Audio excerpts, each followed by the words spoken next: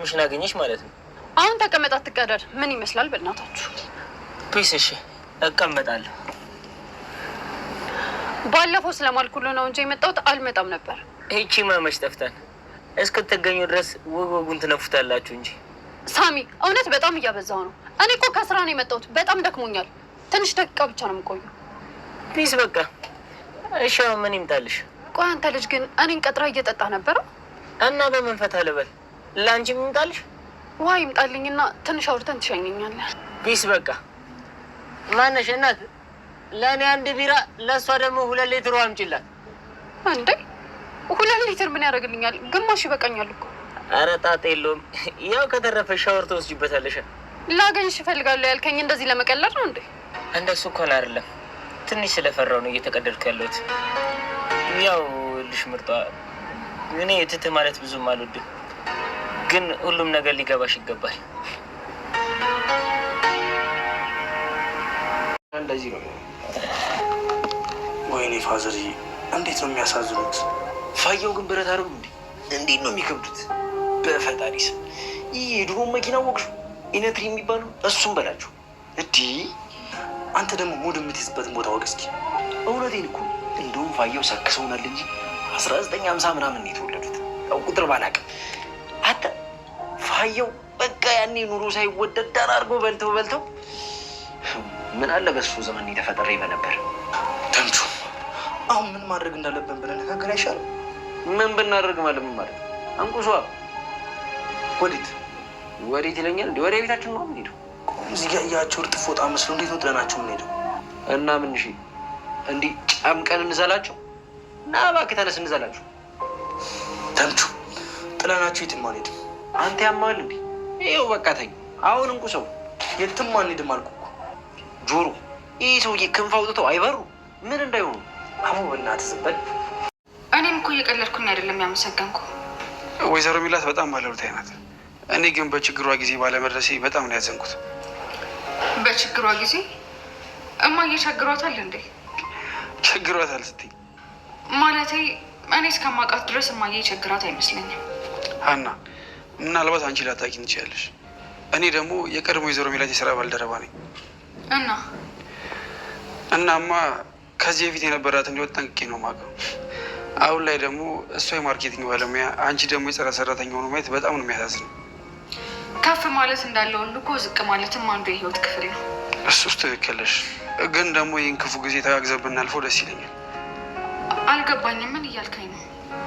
ወይዘሮ ሚላት እዚህ የሚቆይበትን ስምምነት አቅርበንላት ነበር እና እሷ ግን ፈቃደኛ ሆነች አይመስለኝም።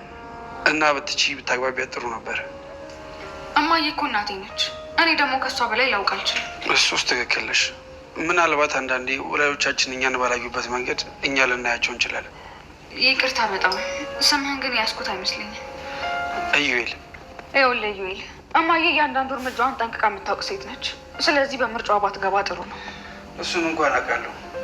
ምናልባት አንቺ ትረጅኛለሽ ብዬ አስቤ ነበር። ግን አንቺ ምንድን ሰላም ጤና ይስጥልን። ውድና የተከበራችሁ የቻናላችን ቤተሰቦች በያላችሁበት ሰላማችሁ ይብዛ። እንኳን ወደ ቻናላችን በሰላም መጣችሁ። ኖላዊ ድራማን ቀጣዩን ይዘንላችሁ መተናል። እስከ መጨረሻው አብራችሁን ቆዩ።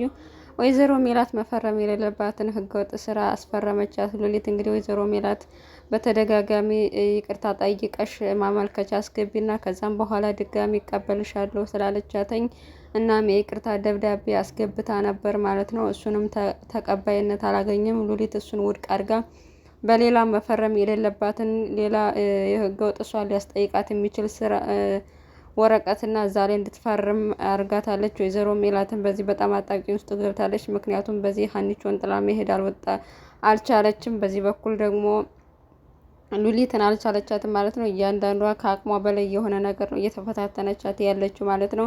ሀናንም ለማናገር ሞክራ ነበር። ሀና ደግሞ እኛ ችግሮች ሲመጣ ራሳችን ኃላፊነት እንድንወጣና ራሳችን የራሳችን ችግር እንድንወጣ ተይንማዬ፣ በቃ አንዳንዴ እኮ አንቺ ብቻ ነሽ ትክክል ማለት አይደለም። ስለዚህ ተይን ብላ ጭራሽ እሷም እድል አልሰጠቻትም ማለት የፈለገችውን ነገር ሁሉ እንድትነግራትና እውነታውን ታስረዳት። ሀኒቾም ችግር እንደሆነችባት ለእናቷ ታስረዳት እንኳን እድል አልሰጠቻትም። በዚህ ምክንያት እንግዲህ አማራጭ የላትም። መጠየቅ ያሌለባትን እንኳን ይቅርታ ጠይቃ እሱንም ውድቅ አርጋባታለች ማለት ነው ሉሊት እንግዲህ በዚህ በፊት የተደጋጋሚ የሄደች ምስጢርሽን አወጣዋለሁ እሷን ድጋሚ ወደዚህ ቢሮ ካላመጣሻት ብሏት ነበር ኢዩኤል። ከዛ ግን ሀናን መጠቀሚያ ካረገቻት በኋላ አሁን ላይ እሷ ናት እንግዲህ መጫወቻ እያደረገቻት ያለች። ኢዩኤል ምንም እየሰራ አይደለም ማለት ነው። ሉሊት የምትለውን ነገር ሁሉ ምንም ነገር ሳይቃወም ነው ከሉሊት ጎን እንደመቆም ነው። ማለትም ቢያንስ እሷ በቃ ከኔ የተሻለና ከኔ የበለጠ ተሰሚነት አላት፣ ስለዚህ ምንም ማድረግ አልችልም ብሏለኝ። እናም ይሄ ነገሮች የሚቆየው አቶ መዘክር እስከሚመጣ ነው። እስከዛቻ እያላት ነበረ።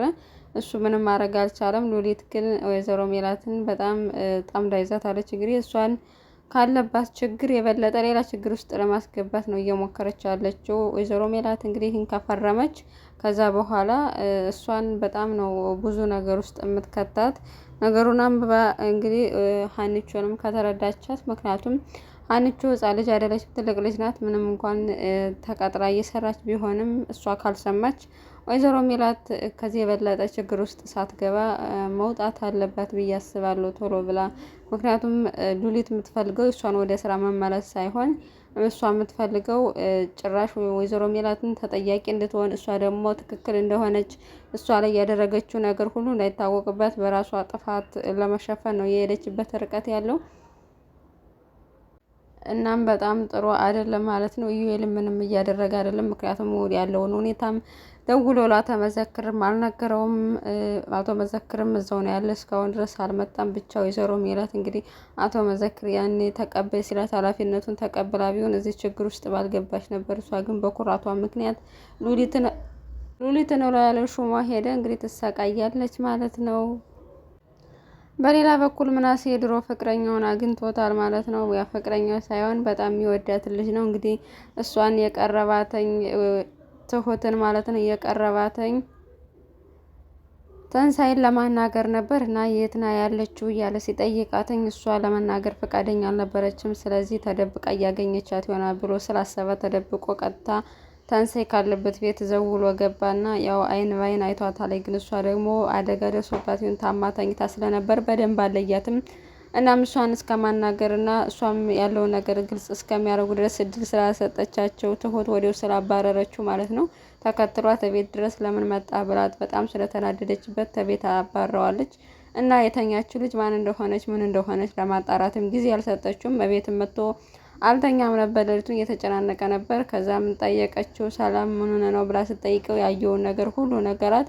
እናም እረፍት ስላልሰጠው በነጋታው ሄዶ ጠየቃት ማለት ነው። እናም ትምህርት ቤት የሚያስታውሳት ልጅ ተንሳይ የምትባል እንዳለች ስትጠይቀው እንደውም ከሷ ውጭ ሌላ የሚያስታውሰው እንደሌለ ምናምን ሁሉ ነገር ነገራት ማለት ነው። እሷም ስቅስቅ ብላ አለቅሳ ነው ውጣልኝ ብላ ያባረረችው ማለት ነው። ምክንያቱም በጣም ተወደው ስለነበረ በጣም ዝምተኛ ነበረ ክላስ ውስጥ እና በድብቅ ነው እሱን እየተከታተለች ያየችው የነበረው እና ለሱ ያላትን ስሜት አልተናገረችም። አሁን ግን ዲያሪዋ ላይ ራሱ ደብተሯ ላይ ሳይቀር ስለሱ እያንዳንዱ ነገር ጽፋለች። እናም በሁለታቸው መካከል ያለውን ፍቅር ስለምታውቅ ትሁት እንግዲህ ስለምትወደው እሷን ለመደበቅ እየሞከረች ነው። ነገር ግን በድብቅ ተገናኝተዋል ማለት ነው። እናም ለምንድን ነው ዲያሪሽን ከደበቅሽበት እስከዛሬ ያላወጣሽው አሁን ያወጣሽው ብላ ስትጠይቃትና ስታፋጥጣት ምናሴ ተመልሶ መጥቶ እንደነበረ ነገረቻት ማለት ነው። በዛ ምክንያት በጣም ነው የተናደደች። ጭራሽ እናንተ ከጀርባ ሆናችሁ እኔን እየተጫወታችሁብኝ ነው ብላ ተናደደችባት ማለት ነው።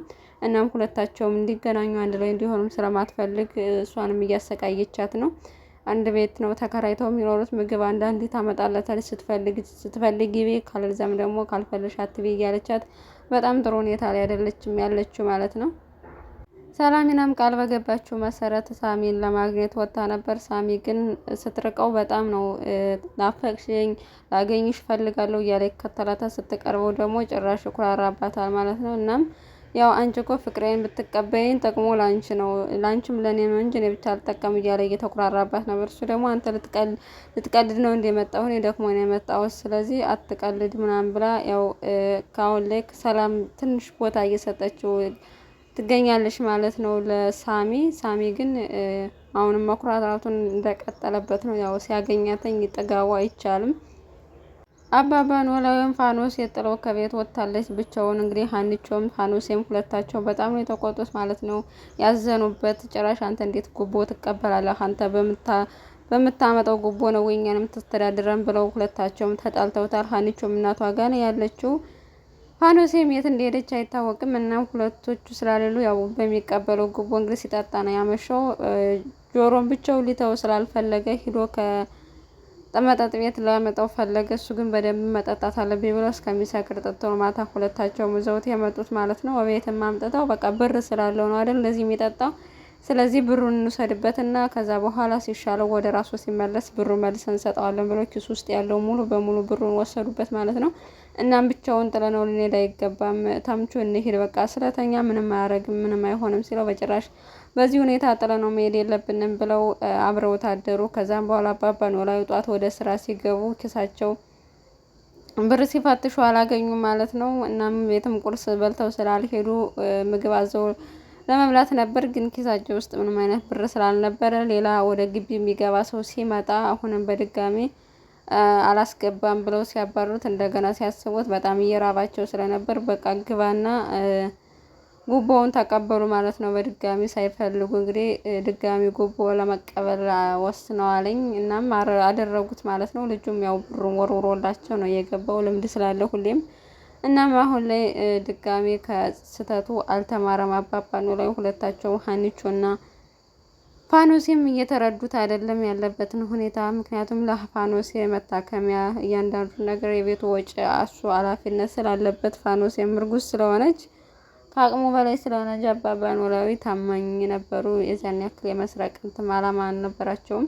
እናም ጆሮም ግራ ገብቶታል። እንዴት ከነፋኑሴና ከሀኒቾ ጋር እንዴት ማስታረቅ እንዳለበት እያሰበ ነው። ሁለታቸውም ማታረቅ አለባቸው። ምክንያቱም አባባ ኖላዊ በዚህ ሁኔታ ከቀጠለ ጥሩ አይመጣም ለራሱም ቢሆን ብሎ እያሰበ ነው። እናም ቀጣዩን ክፍል አብረን የምናይ ይሆናል። እስካሁን ስለቆያችሁን እጅግ በጣም እናመሰግናለን።